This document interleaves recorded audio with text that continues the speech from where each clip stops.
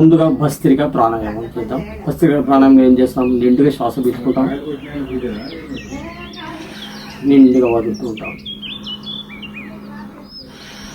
ఊపిరితిత్తులు నిండుగా గాలి నింపాలి, వదలాలి. డయాఫ్రమ్ వరకే మనాన్ని గాలిని పీల్చుకోవాలి. ఇలా చేయడం వల్ల మనలో రోగ నిరోధక శక్తి పెరుగుతూ ఉంటుంది, ఇమ్యూనిటీ పవర్ గ్రోత్ అవుతుంది. ఇది 3 నిమిషాల నుంచి మొదలుపెట్టి 10 నిమిషాల వరకు చేసుకోవచ్చు.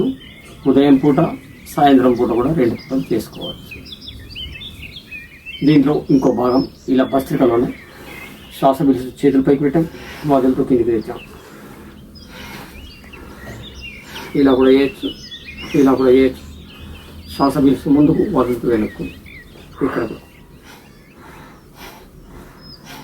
ఇది భస్త్రిక ప్రాణాయామం.